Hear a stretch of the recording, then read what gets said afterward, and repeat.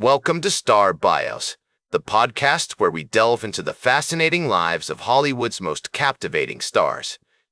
Today we're shining the spotlight on the incomparable Philip Seymour Hoffman, an actor whose talent and versatility left an indelible mark on the entertainment industry. With a career spanning over 2 decades, Hoffman's impressive repertoire includes iconic roles in films like Capote, Charlie Wilson's War, and The Master. But before he became a household name, Philip Seymour Hoffman was just a young boy growing up in Rochester, New York, with a passion for acting that would eventually take him to the pinnacle of success. Born on July 23, 1967, Philip Seymour Hoffman was the third of 4 children to Marilyn and Gordon Hoffman. His childhood was marked by a loving family environment, with parents who encouraged his creative pursuits from an early age. The Hoffman household was filled with the sounds of laughter, music, and lively discussions, fostering a sense of curiosity and creativity in young Philip. His mother, a former elementary school teacher, would often take him to see plays at the local theater, Geba Theater Center, where he was mesmerized by the magic of live performances. The smell of freshly painted sets, the glow of stage lights, and the thrill of watching actors bring characters to life sparked a fascination with the performing arts that would stay with him throughout his life. As a young boy, Hoffman was fascinated by the art of storytelling, often putting on shows for his family and friends in their backyard. With a makeshift stage constructed from an old wooden crate, he would regale his audience with tales of adventure, heroism, and fantasy, using his imagination to transport them to far-off worlds. These early performances not only honed his acting skills, but also taught him the value of creativity, self-expression, and connection with others. His parents, recognizing his passion and talent, nurtured his love for the arts, providing him with opportunities to explore his interests and develop his craft. Growing up in the 1970s and 1980s, Hoffman was influenced by the cultural and social upheaval of the time. The Watergate scandal, the rise of punk rock, and the emergence of new wave cinema all contributed to a sense of rebellion and nonconformity that would later shape his approach to acting. He was particularly drawn to the works of iconic filmmakers like Martin Scorsese, Francis Ford Coppola, and Robert Altman, who pushed the boundaries of storytelling and challenged the status quo. His parents, both active in their community, instilled in him a strong sense of social responsibility, which would eventually inform his choices as an artist. Hoffman's father, a former Xerox executive, was also an avid golfer, and the two would often spend hours on the golf course, bonding over their shared love of the game and discussing life, politics, and philosophy. Hoffman's early education took place at the private elementary school, Calkins Road Middle School, where he began to explore his passion for acting in a more structured environment. He was an active participant in the school's drama club, often taking on leading roles in productions of classic plays like The Wizard of Oz and A Midsummer Night's Dream. His teachers and peers alike recognized his talent, encouraging him to pursue a career in the performing arts. As he entered his teenage years, Hoffman became increasingly drawn to the world of theater, attending summer camps and workshops where he could hone his craft and learn from experienced actors and directors. These formative experiences not only helped him develop his skills, but also introduced him to a community of like-minded individuals who shared his passion for storytelling. The historical context of Hoffman's early years was marked by significant social and cultural changes. The 1980s saw a rise in conservative values, with Ronald Reagan's presidency dominating the political landscape. However, this era also witnessed a flourishing of alternative culture, with the emergence of independent film, punk rock, and avant-garde art. These contrasting forces would later influence Hoffman's choices as an actor, as he navigated the complexities of playing characters who existed on the fringes of society. He was particularly drawn to the works of playwrights like Sam Shepard and David Mamet, who explored the human condition in all its complexity and nuance. As Hoffman entered his late teens, he began to feel the allure of New York City, a hub for artistic expression and creative freedom. He would often take trips to the city with his family, attending Broadway shows and visiting iconic landmarks like the Museum of Modern Art. These experiences solidified his desire to pursue a career in acting, and he soon set his sights on attending a prestigious drama school in the city. As Philip Seymour Hoffman embarked on his journey to become a professional actor, he set his sights on attending the prestigious Tisch School of the Arts at New York University, a hub for creative expression and innovation. The late 1980s was an exhilarating time in New York City, with the avant-garde theater scene in the East Village pulsing with experimental energy, and the burgeoning independent film movement offering a fresh wave of cinematic possibilities. The city's vibrant streets were alive with the sounds of artists pushing boundaries, from the graffiti-covered subway cars to the impromptu street performances in Washington Square Park. Hoffman's time at NYU proved to be a formative period, during which he immersed himself in various acting techniques, from the Meisner method to the Stanislavski system, and began to develop his unique approach to character development.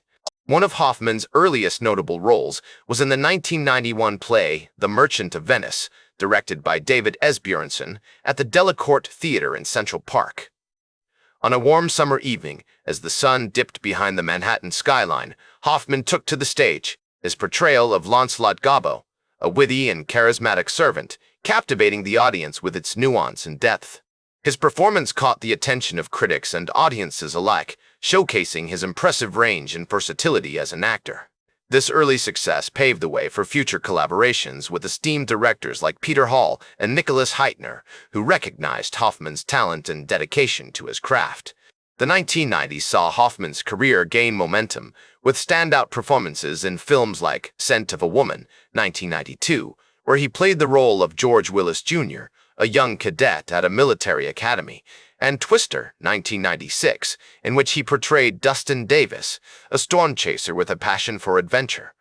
However, it was his portrayal of Scotty J., a timid and awkward sound technician in Paul Thomas Anderson's Boogie Nights, 1997, that earned him widespread critical acclaim and solidified his position as a rising star in Hollywood.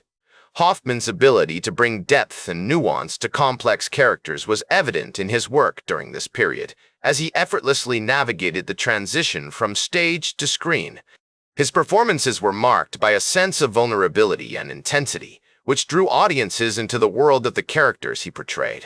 Hoffman's collaboration with Paul Thomas Anderson continued with Magnolia 1999, a sprawling epic that explored the interconnected lives of multiple characters in the San Fernando Valley. On set, Hoffman worked closely with Anderson to develop his character, Phil Parma, a compassionate and introspective nurse who becomes embroiled in the complex web of relationships between the film's protagonists. His performance was widely praised, and the film itself received numerous awards and nominations, including 3 Academy Award nods. This period also saw Hoffman's emergence as a talented dramatic actor, capable of conveying vulnerability and intensity with remarkable subtlety. In 2000, Hoffman made his Broadway debut in the revival of Sam Shepard's True West, directed by Matthew Warchus alongside John C. Reilly. The production was a critical success, with both actors receiving Tony Award nominations for their performances as estranged brothers, Austin and Lee. As they took to the stage, their chemistry was palpable, and their portrayals of the two brothers, locked in a struggle of sibling rivalry and redemption, were both poignant and powerful.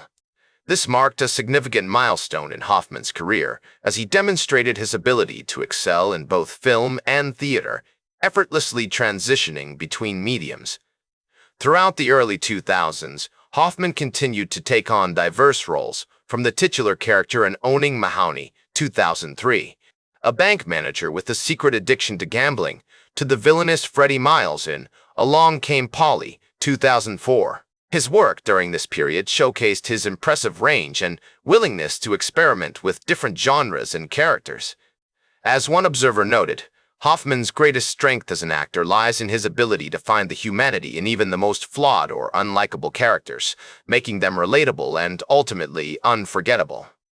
With each new role, Hoffman delved deeper into the human condition, seeking to understand the motivations and desires that drive us all. One of Hoffman's most iconic roles came in 2005, when he played Truman Capote in Bennett Miller's Capote. To prepare for the role, Hoffman immersed himself in Capote's life and work, reading his books, watching interviews, and even learning to mimic his unique voice and mannerisms. His performance was a masterclass in acting, capturing the complexity and nuance of Capote's character with remarkable accuracy. The film earned him an Academy Award nomination for Best Actor, cementing his status as one of the most talented actors of his generation. As Hoffman's career continued to soar, he remained committed to taking on challenging roles that pushed him as an actor. He worked with a wide range of directors, from the Coen brothers to Charlie Kaufman, and appeared in films like Before the Devil Knows You're Dead, 2007, and Synecdoche, New York, 2008. With each new performance, Hoffman continued to demonstrate his remarkable range and depth, leaving an indelible mark on the world of cinema. His dedication to his craft inspired countless actors, writers, and directors, and his legacy continues to be felt in the film industry today. As Philip Seymour Hoffman's career continued to soar, he remained steadfast in his dedication to his craft, taking on a diverse array of roles that showcased his remarkable versatility and depth as an actor. The year 2012 marked a significant milestone in his journey, with his appearance in Paul Thomas Anderson's critically acclaimed film, The Master. His portrayal of Lancaster Dodd, a charismatic and enigmatic cult leader, earned him widespread critical acclaim for its nuance and complexity. Hoffman's performance brought a profound depth to the film's exploration of power dynamics, personal identity, and the human condition, inviting audiences to immerse themselves in the intricate web of relationships and ideologies that defined the story. The film's setting, with its nostalgic 1950s backdrop, provided a rich canvas for Hoffman to paint his character with vivid strokes. His character's relationship with Freddie Quell, played by Joaquin Phoenix, was particularly noteworthy as it explored themes of mentorship, control, and the blurred lines between reality and delusion.